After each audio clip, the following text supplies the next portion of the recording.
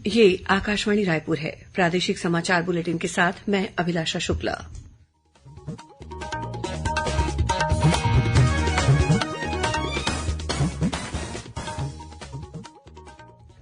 और अब पेश है आज के मुख्य समाचार।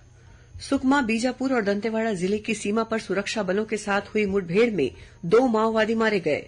आईईडी विस्फोट की चपेट में आने से बस्तर फाइटर्स के 2 जवान घायल। निर्वाचन आयोग ने बस्तर लोकसभा क्षेत्र के लिए 19 अप्रैल को होने वाले पहले चरण के मतदान का समय निर्धारित किया।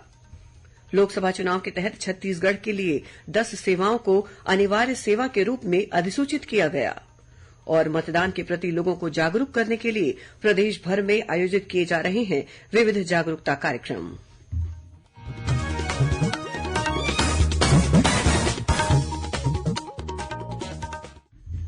अब समाचार विस्तार से। सुकमा, बीजापुर और दंतेवाड़ा जिले की सीमा पर सुरक्षा बलों के साथ हुई मुठभेड़ में 2 माओवादी मारे गए हैं, जिनका शव बरामद कर लिया गया है। वहीं आईईडी विस्फोट की चपेट में आने से बस्तर फाइटर्स के 2 जवान भी घायल हो गए हैं, जिन्हें इलाज के लिए रायपुर लाया गया है। मिली जानकारी के मुताबिक बीजापुर जिले के गंगालूर और मुतवेंडी से DRG, Bastar fighters, CRPF, cobra battalion, STF तथा सुकमा जिले के जगरगुंडा थाना क्षेत्र के सिलगेर से डीआरजी, बस्तर फाइटर्स और सीआरपीएफ की संयुक्त टीम सर्चिंग पर निकली थी। इसी दौरान पिड़िया के जंगल में सुरक्षा बलों और माओवादियों के बीच मुठभेड़ हुई। जवानों को हावी होता देख माओवादी जंगल का फायदा उठाकर भाग गए। बाद में घटनास्थल की तलाशी के दौरान 2 माओवादियों के शव के अलावा हथियार बरामद किए गए। इससे पहले सुकमा जिले के जगरगुंडा थाना क्षेत्र में डोडी तोमनार के जंगल में माओवादियों द्वारा लगाए गए आईईडी विस्फोट की चपेट में आने से बस्तर फाइटर्स के 2 जवान घायल हो गए हैं। घायल जवानों को उपचार के लिए रायपुर लाया गया है, जिनकी स्थिति सामान्य और खतरे से बाहर बताई गई है। भारत निर्वाचन आयोग द्वारा लोकसभा चुनाव के तहत बस्तर सीट के लिए पहले चरण में 19 अप्रैल को होने वाले मतदान का समय निर्धारित कर दिया गया है। बस्तर लोकसभा क्षेत्र में शामिल अलग अलग विधानसभा क्षेत्रों के लिए अलग अलग समय निर्धारित किया गया है। बस्तर संसदीय क्षेत्र के अंतर्गत विधानसभा क्षेत्र कोंडागांव, नारायणपुर, चित्रकोट, दंतेवाड़ा, बीजापुर और कोंटा में सुबह 7 बजे से दोपहर 3 बजे तक मतदान होगा। वहीं बस्तर विधानसभा क्षेत्र में सुबह 7 बजे से शाम 5 बजे तक वोट डाले जाएंगे। इसी तरह जगदलपुर विधानसभा क्षेत्र के 175 मतदान केंद्रों में सुबह 7 बजे से शाम 5 बजे तक और 72 मतदान केंद्रों में सुबह 7 बजे से दोपहर 3 बजे तक मतदान होगा। इस बीच निर्वाचन आयोग ने बस्तर लोकसभा क्षेत्र में भारतीय प्रशासनिक सेवा के अधिकारी डॉक्टर जे गणेशन को सामान्य प्रेक्षक और भारतीय पुलिस सेवा के अधिकारी रामकिशन को पुलिस प्रेक्षक नियुक्त किया है। भारत निर्वाचन आयोग ने लोकसभा चुनाव के तहत छत्तीसगढ़ के लिए 10 सेवाओं को अनिवार्य सेवा के रूप में अधिसूचित किया है। इनमें स्वास्थ्य, बिजली, रेल परिवहन, डाक, टेलीग्राम विभाग, बीएसएनएल, आकाशवाणी, दूरदर्शन, छत्तीसगढ़ राज्य सहकारी दुग्ध संघ मर्यादित, आयोग की अनुमति से प्राधिकार पत्र प्राप्त मीडियाकर्मी और भारतीय खाद्य निगम शामिल हैं। मुख्य निर्वाचन पदाधिकारी रीना बाबा साहेब कंगाले ने लोकसभा चुनाव के अंतर्गत अधिसूचित अनिवार्य सेवाओं के राज्य स्तरीय विभागीय नोडल अधिकारियों की आयोजित बैठक में ये जानकारी दी। उन्होंने बताया कि इन सेवाओं के ऐसे कर्मचारी जो मतदान केंद्र पर जाकर अपना वोट नहीं डाल पाते हैं, केवल उनके लिए डाक मतपत्र के माध्यम से मतदान की सुविधा प्रदान की जाएगी। ऐसे सभी कर्मियों को प्रारूप 12 पर निर्वाचन की अधिसूचना जारी होने के 5 दिनों के भीतर संबंधित सहायक रिटर्निंग अधिकारी के समक्ष अपना आवेदन करना होगा। कर्मचारी को आवेदन में अपना mobile number, voter ID number और मतदाता सूची में भाग संख्या तथा सरल क्रमांक सही दर्ज करना होगा। उन्हें वोटर आईडी कार्ड की छायाप्रति भी साथ में संलग्न करनी होगी। बैठक में बताया गया कि निर्धारित समयावधि तक प्राप्त सभी पात्र अनिवार्य श्रेणी के मतदाताओं को जिले में पोस्टल वोटिंग सेंटर स्थापित कर डाक मतपत्र के माध्यम से मतदान कराया जाएगा। इस पूरी प्रक्रिया की वीडियोग्राफी भी कराई जाएगी। लोकसभा चुनाव में 100% मतदान और मतदाताओं को जागरूक करने के लिए प्रदेश भर में विभिन्न जागरूकता कार्यक्रम आयोजित किए जा रहे हैं। इसी कड़ी में रायपुर जिला प्रशासन द्वारा रायपुर कला केन्द्र में स्वीप रसरंग कार्यक्रम का आयोजन किया गया। इसमें मुख्य निर्वाचन पदाधिकारी रीना बाबा साहेब कंगाले भी शामिल हुई। इस मौके पर उन्होंने वोट देबर जाबो, चुनई तिहार मनाबो के नारे के साथ लोगों से लोकसभा चुनाव में मतदान करने की अपील की। वहीं रायपुर के जिला निर्वाचन अधिकारी डॉक्टर गौरव सिंह ने शहरी क्षेत्र में मतदान का प्रतिशत बढ़ाने पर जोर दिया। उन्होंने बताया कि स्वीप के तहत क्रिकेट प्रतियोगिता का आयोजन किया जा रहा है। इस दौरान स्वीप खिचड़ी का भी आयोजन किया गया। कार्यक्रम में बच्चों और युवाओं ने गाने, संगीत, नाटक सहित कई प्रस्तुतियों के माध्यम से मतदाताओं को जागरूक किया। उधर कोंडागांव जिले में स्व सहायता समूहों की महिलाओं ने विभिन्न स्थानों पर मेहंदी और रंगोली सजाकर मतदाता जागरूकता का संदेश दिया। साथ ही बड़े डोंगर में मतदाता जागरूकता नारों के साथ रैली भी निकाली गई। वहीं सक्ती जिले के विभिन्न क्षेत्रों में होली मिलन उत्सव मनाया गया। इस अवसर पर लोगों को अपने मताधिकार का प्रयोग करने की शपथ दिलाई गई। साथ ही महिलाओं द्वारा आकर्षक रंगोली बनाकर मतदाता जागरूकता का संदेश दिया गया। इसी तरह बेमेतरा जिला प्रशासन द्वारा साइकिल रैली का आयोजन कर लोगों को मतदान के लिए प्रेरित किया गया। इसमें अधिकारी कर्मचारियों सहित स्कूली बच्चे और आम नागरिक शामिल हुए। लोकसभा चुनाव के मद्देनजर भारतीय जनता पार्टी द्वारा आज महासमुंद और दुर्ग में विधानसभा स्तरीय सम्मेलन का आयोजन किया गया। महासमुंद में आयोजित सम्मेलन में कार्यकर्ताओं को संबोधित करते हुए उप मुख्यमंत्री और भाजपा नेता अरुण साव ने कहा कि मोदी की गारंटी वाले महत्वपूर्ण वायदों को प्रदेश की भाजपा सरकार ने 100 दिनों के भीतर ही पूरा किया है।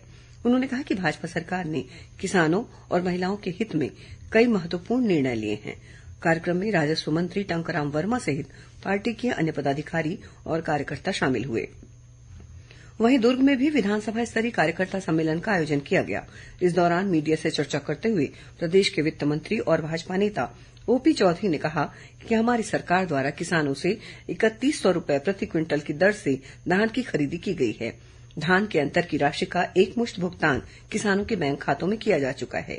एक सवाल के जवाब में श्री चौधरी ने कहा कि पिछले 3 महीने में हमारी सरकार ने जितना कर्ज लिया है उससे 1.5 गुना से भी अधिक राशि केवल किसानों और महिलाओं के कल्याण के लिए खर्च की है।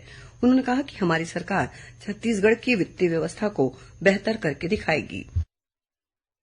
वहीं दूसरी ओर प्रदेश कांग्रेस संचार विभाग के अध्यक्ष सुशील आनंद शुक्ला ने आरोप लगाया है कि केंद्र की एनडीए सरकार किसानों की आय दोगुनी करने के वायदे को पूरा नहीं कर पाई है।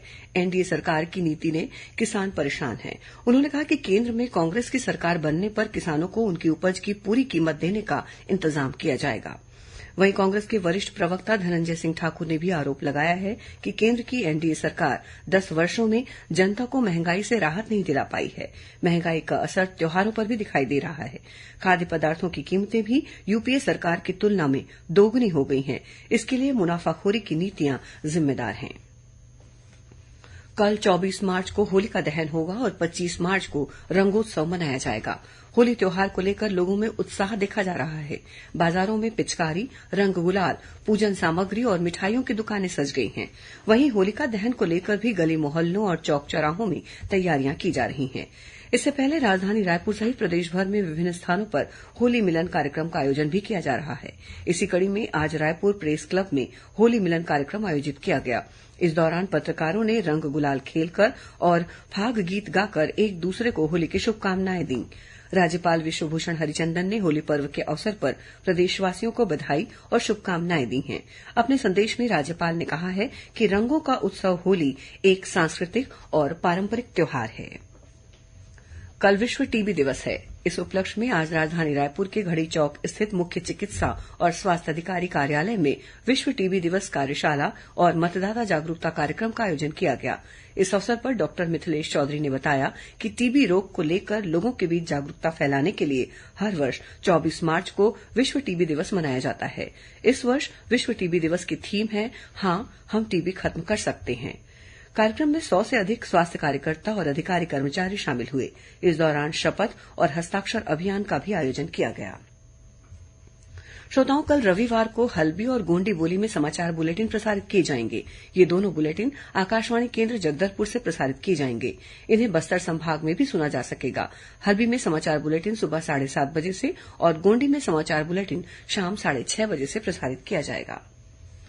प्रादेशिक समाचार एकांश आकाशवाणी रायपुर द्वारा प्रस्तुत कार्यक्रम जिले की चिट्ठी का प्रसारण कल शाम 6:05 से 6:10 तक किया जाएगा। इस कार्यक्रम को छत्तीसगढ़ स्थित आकाशवाणी के सभी केंद्र रिले करेंगे। इस बार के अंक में सुकमा जिले की गतिविधियों के बारे में जानकारी दी जाएगी। अब कुछ खबरें संक्षेप में। आज शहीद ए आजम भगत सिंह, राजगुरू और सुखदेव का शहीदी दिवस है। आज ही के दिन वर्ष 1931 में लाहौर षड्यंत्र मामले में इन तीनों महान शहीदों ने देश की आजादी के लिए हंसते हंसते फांसी के फंदे को गले से लगा लिया था। बीजापुर जिले में आदर्श आचार संहिता के दौरान चेकपोस्ट पर ड्यूटी में तैनात सहायक उप निरीक्षक सोमनाथ ठाकुर को राहगीरों से दुर्व्यवहार करने के मामले में निलंबित कर दिया गया है। कबीरधाम जिले के पिपरिया थाना क्षेत्र के ग्राम इंदौरी के पास दो मोटरसाइकिलों के बीच हुई भिड़ंत में 2 व्यक्तियों की मौत हो गई, जबकि एक अन्य व्यक्ति गंभीर रूप से घायल हो गया है। और जांजगीर चांपा जिले की शिवरीनारायण पुलिस ने वन और पुलिस विभाग में नौकरी लगाने के नाम पर 3 लोगों से करीब 11 लाख रूपये की ठगी के मामले में एक ही परिवार के 3 लोगों के खिलाफ अपराध पंजीबद्ध किया है। अंत में मुख्य समाचार एक बार फिर। सुकमा, बीजापुर और दंतेवाड़ा जिले की सीमा पर सुरक्षा बलों के साथ हुई मुठभेड़ में 2 माओवादी मारे गए। आईईडी विस्फोट की चपेट में आने से बस्तर फाइटर्स के 2 जवान घायल। निर्वाचन आयोग ने बस्तर लोकसभा क्षेत्र के लिए 19 अप्रैल को होने वाले पहले चरण के मतदान का समय निर्धारित किया। लोकसभा चुनाव के तहत छत्तीसगढ़ के लिए 10 सेवाओं को अनिवार्य सेवा के रूप में अधिसूचित किया गया। और मतदान के प्रति लोगों को जागरूक करने के लिए प्रदेश भर में आयोजित किए जा रहे हैं विविध जागरूकता कार्यक्रम। इसी के साथ प्रादेशिक समाचार बुलेटिन समाप्त हुआ। नमस्कार।